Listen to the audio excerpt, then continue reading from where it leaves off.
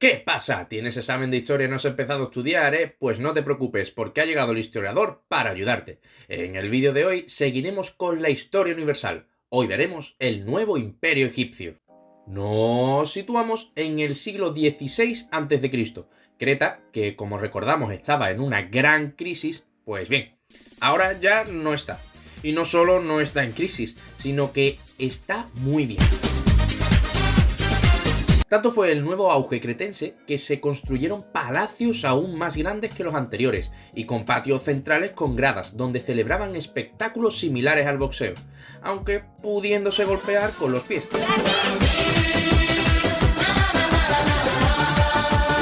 Y juegos con toros. Unos atletas saltaban sobre los animales y tras una voltereta caían de pie. Las casas tenían hasta 5 plantas con escaleras interiores. Hoy en día aún se conservan pinturas de escenas cotidianas en las que los hombres juegan a un cierto juego de tablero mientras el ama de casa teje la lana. Hay escenas de caza, otras de hombres acompañados por perros y gatos. Los cretenses tenían un dios principal poderoso. También había una diosa madre a la que se podía rogar para que tranquilizara a su hijo. El rey era descendiente de este dios y de hecho era este quien le decía en cada momento lo que convenía hacer. De modo que oponerse a una orden real era oponerse a la voluntad divina. Todo esto se sabe por la pintura de la época, ya que de los escritos no podemos sacar nada, ya que la lengua cretense no es conocida. La cultura cretense se extendió por las islas Cícladas y por el Peloponeso, cuyas ciudades principales eran Micenas, Tirinto y Argos. Otras ciudades que más adelante adquirirían importancia eran Esparta y Corinto, y, ya fuera del Peloponeso, Atenas y Tebas. Por otro lado, Babilonia fue tomada por el rey hitita Mursil I en 1595, pero no pudo controlar la ciudad, ya que los casitas aprovecharon la ocasión, descendieron definitivamente de los montes Zagros e impusieron su dominio sobre lo que había sido el imperio babilónico. Una vez más, la región pasó por un largo periodo de decadencia, mientras los bárbaros invasores fueron asimilando lentamente la cultura mesopotámica y la versión babilónica de la religión sumeria. En 1590, Mursil I fue asesinado por su cuñado y sucesor, Antil I. Ya por esta época, todas las grandes civilizaciones del momento habían aprendido a usar el caballo en la guerra, por lo que dejó de ser una ventaja para los pueblos nómadas. Los reyes tebanos del Alto Egipto tenían caballos y lo usaron para combatir a los invasores.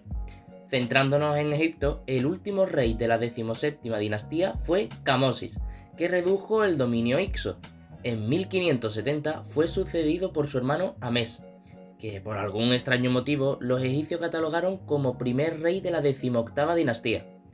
Amés libró una batalla decisiva en el delta, en la que derrotó a Apophis III, el último rey hicso. El ejército hicso huyó a Palestina, pero Amés lo siguió y los volvió a derrotar. Los hicsos ya no eran entonces los fuertes guerreros de antaño, se habían acomodado a los lujos egipcios y se habían debilitado. A partir de aquí, desaparecen de la historia. Hasta luego, Hicso, que la fuerza os acompañe. Con sus victorias, Amés logró imponer su autoridad sobre el nuevo imperio egipcio.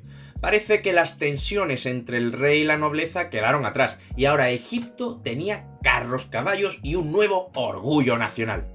El rey ya no solo era sacerdote y dios, sino también un gran general. Su autoridad era indiscutible.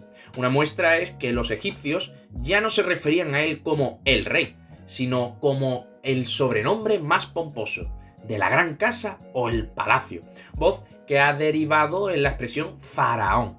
Por cierto, aunque se llama faraones a todos los reyes egipcios, lo cierto es que este título surgió con el nuevo imperio. En 1560, el rey hitita Antil I fue asesinado junto a su hijo y sus nietos por su yerno y sucesor, Cidanta I, que años atrás había sido su cómplice en la conjura contra Mursil I.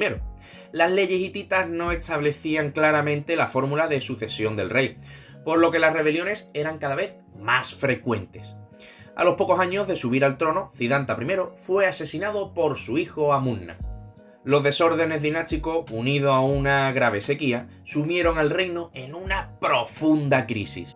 De vuelta a Egipto, en 1545 el faraón Amés fue sucedido por su hijo Amenofis I, quien retomó Nubia, el Sinaí y todo Canaán hasta Fenicia, como en los tiempos de Imperio Medio.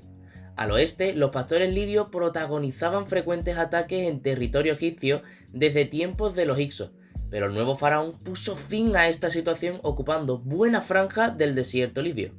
En 1525, tras la muerte de Amenofis I, ocupó el trono Tutmosis I, que parece una enfermedad pero no lo es, quien extendió el control egipcio sobre el Nilo, hasta la Cuarta Catarata, mucho más allá que en cualquier época anterior. En Canaán llegó hasta la ciudad de Carquemis, en plena Siria, a orillas del Éufrates.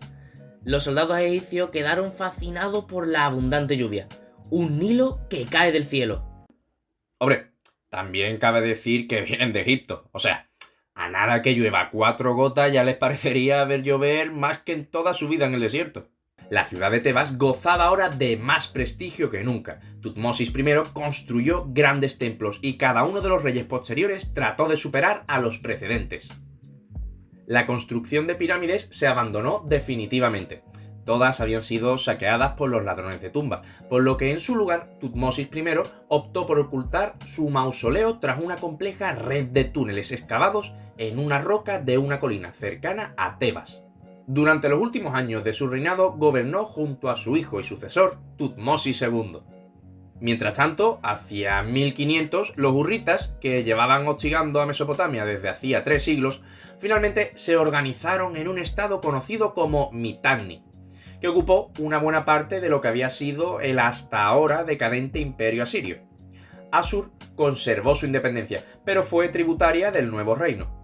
Mitanni arrebató también a los hititas gran parte de sus dominios, mientras estos seguían bajo monarquías débiles que se disputaban el poder. El rey Telbinu trató de establecer una ley de sucesión clara, pero no pudo evitar que el reino hitita sucumbiera ante los hurritas de Mitanni. Y por si alguno se pregunta qué pasaba en América mientras esto sucedía en Oriente, pues por esta fecha en la actual Guatemala, que por cierto, un saludo a todos los suscriptores que tenemos de Guatemala, se estaban formando las primeras comunidades agrícolas. O sea, van todavía por el que sería el primer o segundo vídeo nuestro, que por cierto, os lo dejamos por aquí arribita. En 1490 murió el faraón Tutmosis II. Siguiendo una costumbre egipcia, este se había casado con su hermana Hatshepsut. Probablemente los orgullosos reyes egipcios consideraban que ninguna mujer era digna de ellos, salvo que fuera de su propia familia, claro. Fue ella quien realmente gobernó el imperio desde la muerte de Tutmosis I. Por su parte, Tutmosis II había tenido un hijo con una concubina, Tutmosis III, a quien teóricamente le correspondería el trono, pero era menor de edad y su tía y madrastra quedó como regente. Hatshepsut es la primera mujer gobernante conocida de la historia. En los monumentos que construyó se representa a sí misma con vestimentas masculinas, sin pechos y con una barba postiza. Originalmente fueron erigidos en honor al dios Ra, en tiempos del Imperio Antiguo, pero entonces no eran especialmente altos, unos 3,5 metros. En el Imperio Medio se construyeron obeliscos de más de 20 metros de altura. Tutmosis I construyó uno de 24 y Hatshepsut llegó a los 30 metros. Hatshepsut murió en 1469, cuando Tutmosis III tenía unos 25 años. Sin duda debió de vivir oprimido por su madrastra, ya que tras su muerte ordenó eliminar su nombre de todos los monumentos en los que aparecía ella, sustituyéndolo por el suyo o por el de su padre o por el del abuelo. Incluso dejó su tumba incompleta, ya que es la mayor venganza que podía tomarse de acuerdo con la mentalidad egipcia. Porque me apetece, porque quiero y porque puedo. Sin embargo, el nuevo monarca resultó ser un buen general. En 1468 se enfrentó con un ejército cananeo en Megido, un enclave estratégico para la defensa de Kadesh. Tutmosis III aprovechó que el grueso del ejército se encontraba en otra parte, ya que tomó una ruta diferente a la que sus enemigos habían pensado, y consiguió así una primera victoria. Dejó parte de su ejército sitiando la ciudad y siguió avanzando. A los 7 meses, Megido cayó en poder egipcio. En 1438 murió Tutmosis III y fue sucedido por su hijo Amenofis II, que continuó la política de expansión de su padre y reprimió 2 levantamientos en Asia. Hacia 1430, el reino hitita encontró finalmente un gobierno estable bajo el dominio del rey Tut-Adliyas I, que logró algunas victorias sobre Mitanni. Amenofis II reinó hasta 1412, cuando fue sucedido por su hijo Tutmosis IV. Este promovió una política de paz con Mitanni y llegó incluso a tomar por esposa a una de sus princesas, algo completamente increíble para aquella época. Hacia 1400 murió el rey Tita Tutatlillas I, que fue sucedido por su yerno, Arnuanda I.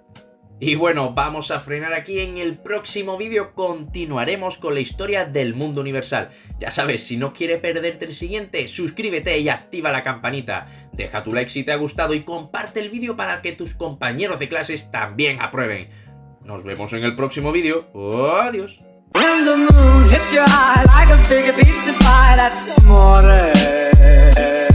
When the world seems to shine like you've had too much wine, that's